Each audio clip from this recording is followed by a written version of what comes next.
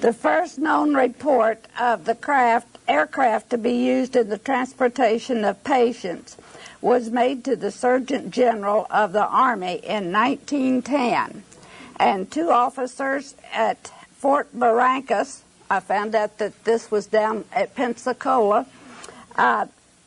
constructed an ambulance plane to be used for the transport of patients. And they were the first to point out the great possibilities of the airplane for the evacuation of the sick and wounded. And in 1918, the Air Service converted a Jenny airplane that could carry one patient. And this was done at Gartner Field down in Louisiana. And what is much closer home to us is in 1920, they specially designed an ambulance airplane that was built and flown at McCook Field. And in it they made the fuselage so that they had 2 litters, and they could carry a medical technician and a pilot. Flight nurses were an innovation of World War II. And the requirements at that time was a nurse had to be in the Army Air Corps for at least 6 months to be eligible to apply for air evacuation school. She had to be under 32 years of age. She could not be over 5 feet 6 inches, and she could not weigh over 135 pounds.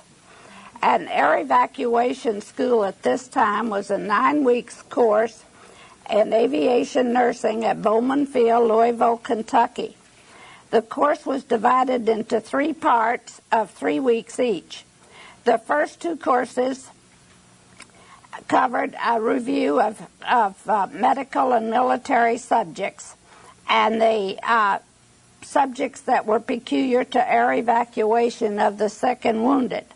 And special emphasis was placed on aeromedical physiology, therapeutics, and the handling of neuropsychiatric casualties. A medical air evacuation squadron consisted of 4 flights. Each flight was commanded by a flight surgeon composed of 6 flight nurses, 6 medical technicians, and 2 clerks. And the first group of nurses that graduated from Bowman Field in February 1943, and they went to the Pacific. And the air evacuation course was really a tough one, but it paid off. The first nurses that went to the Pacific, where it was really rough, they flew into the combat zone under the noses of Zeros.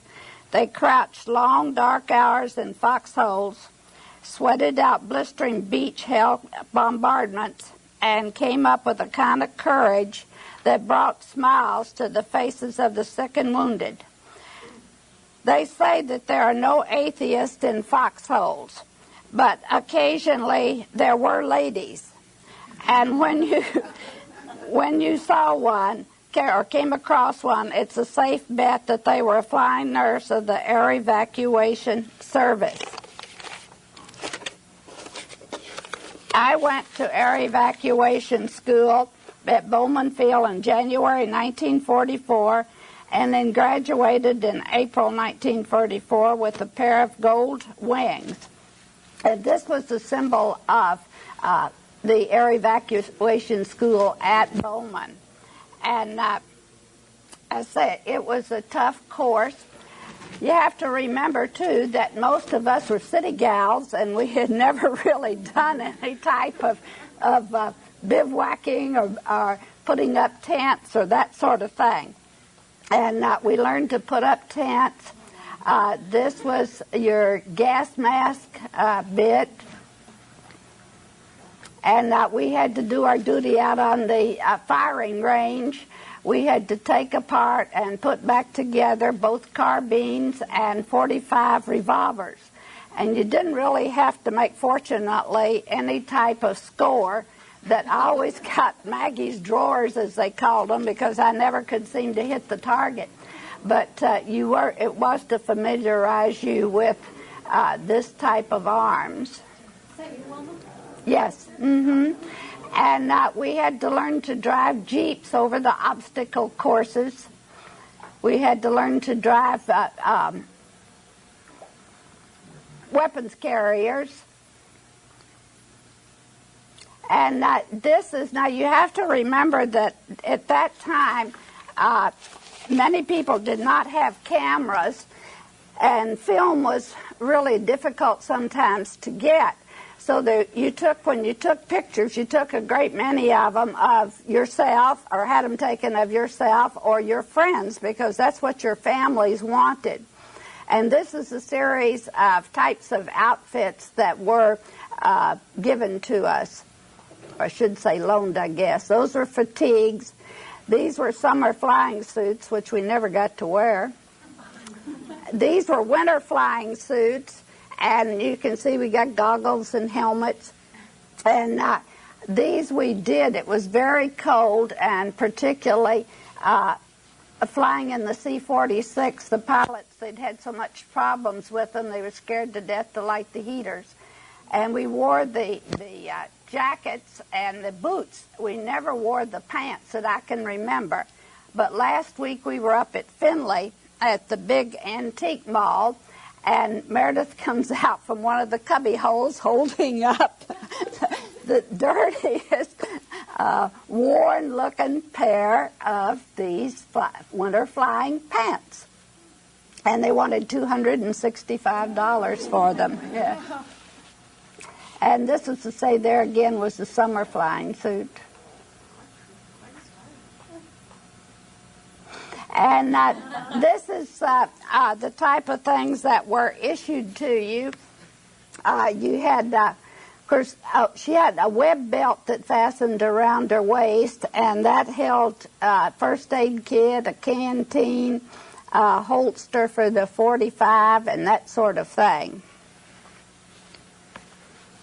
And one of the less pleasant, I guess I should say, things that we had to do was to go out on about 5 days bivouac in Kentucky in the middle of February. And the worst part was we had a 10-mile road hike out there with field pack. And on the way you were strafed by airplanes. And the only place there was to go was to and off the side of the road and over into the cow pastures. And I won't tell you what you ran into sometimes as you slid in. And we got out there, and the first thing that we had to do, and this was really in the boonies, and we had to put up our tents. And you see they weren't very big, and unfortunately it was a very rocky area, so that you tried to find a place that had the least amount of rocks, but you didn't always succeed. And we were told that we had to do guard duty all night, supposedly that there was a group at the school that were going to try to infiltrate the camp. And so we were told that if we volunteered for some duty, should have learned by then, shouldn't I, that you could get a decent hour that you would do guard duty. So my roommate and I volunteered to dig the latrines, and they were slit latrines, and unfortunately we made them too wide, so we were very unpopular people for the 5 days that we were out there. As you can see, this is a pretty rough place out in the woods.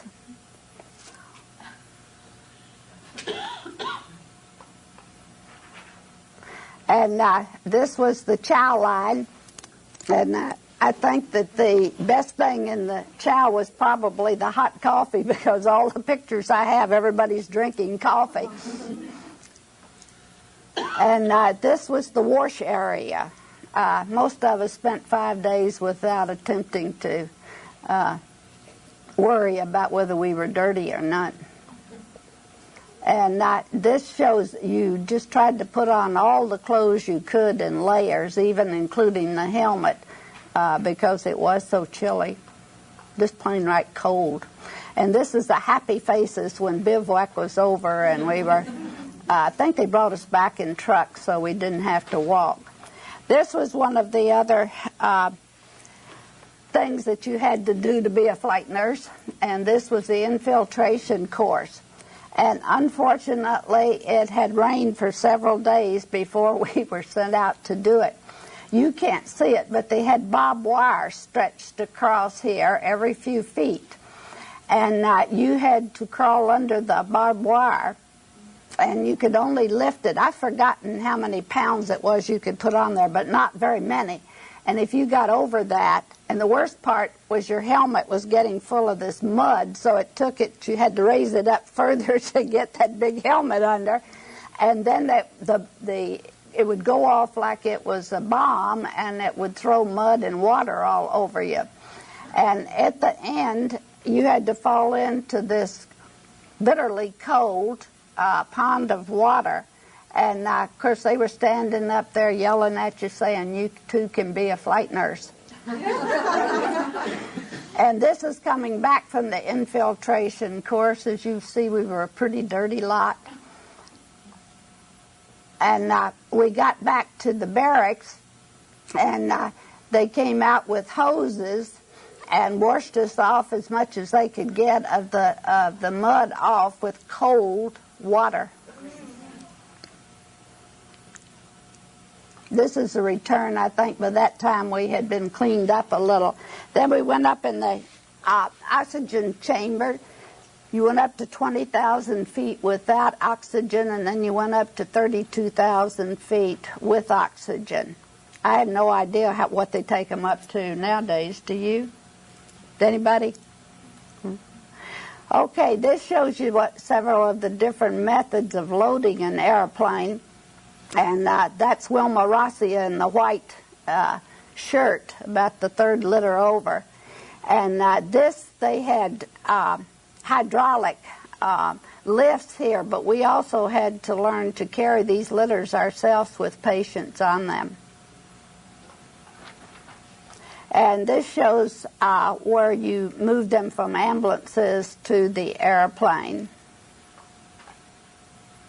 And this one was the method particularly out in the Pacific and up where they went from England over to France and Belgium. And, of course, they went right up to the combat lines and picked up the wounded. And this is in C-46, that's 347, which is a smaller airplane.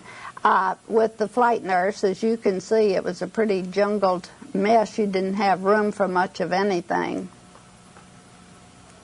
And this is my flight.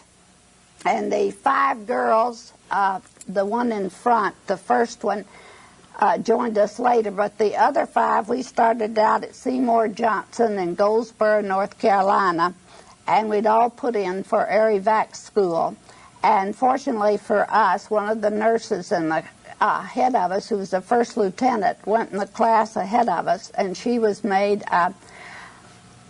chief nurse, and she asked for the 5 of us to be in her outfit. And we stayed together all through air evac and all our overseas duty.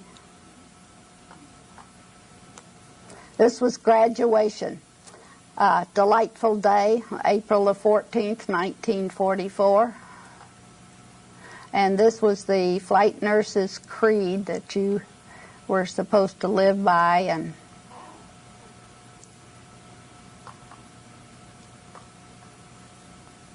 okay, this is the 5 gals with their certificates of graduation, which we were very, very proud of.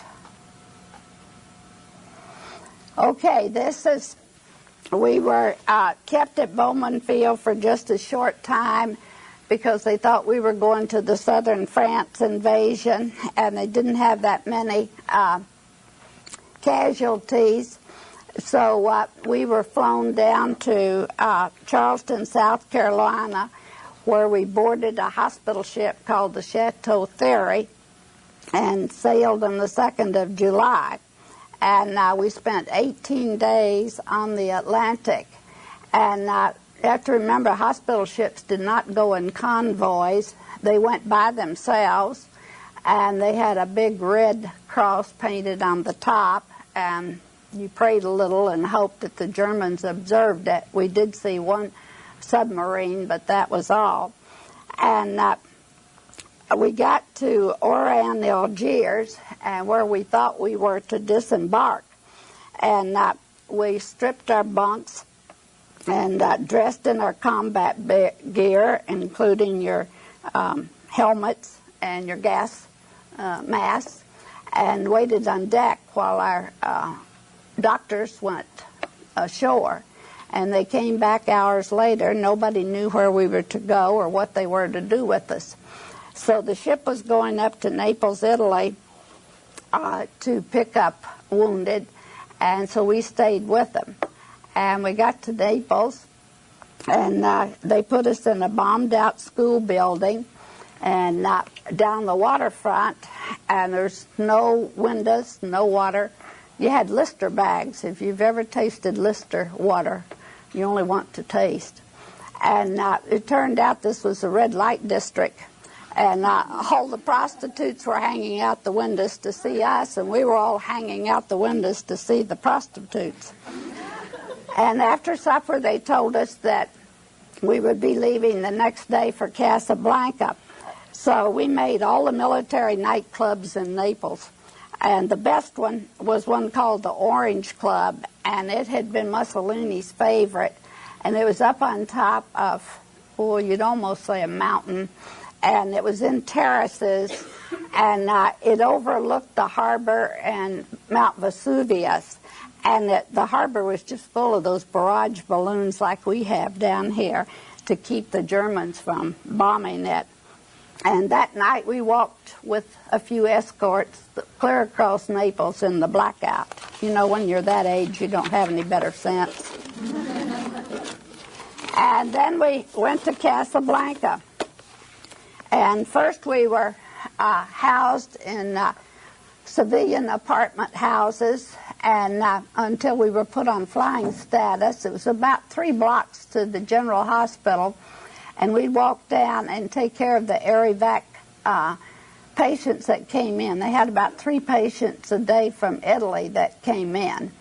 And the French had thought that the Germans were going to bomb them, so they had built foxholes back in the back, but they never had to use them, fortunately.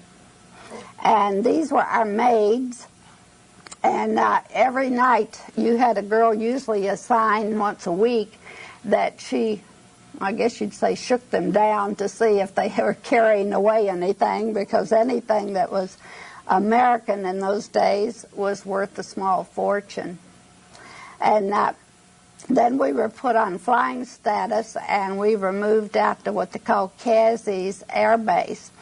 And we had these very small, rudely built, the French called them sin shanties, and we had 3 bedrooms, a living room, and why, don't ask me, but the shower was in the middle of the living room. It was enclosed, but and made it rather peculiar place.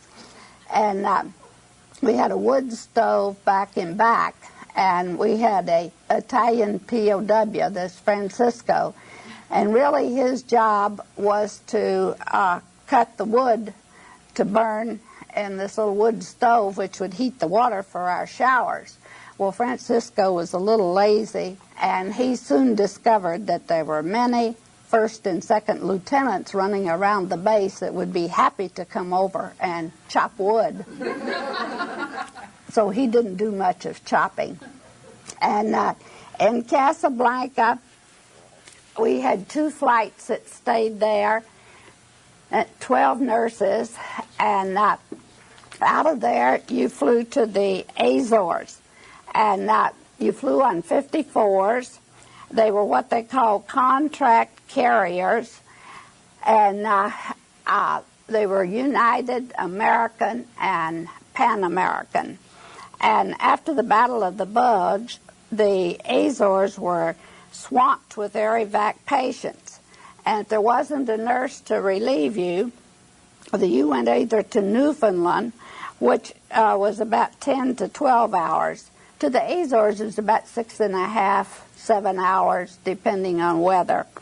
And then on to New York, which was another 5 to 6 hours. But if you were lucky, as I was, to make Pan American, the flight went to Bermuda, 11 to 13 hours, with another 5 to 6 hours to Miami. And it was a long, grueling flight, but it gave you 48 hours in Uncle Sugar Abel. And the Azores were a group of islands that were about the 1920 era, and they were about 1,250 miles off of the coast of Africa. And they were a delightful place to visit. The taxis were horse-drawn buggies in those days.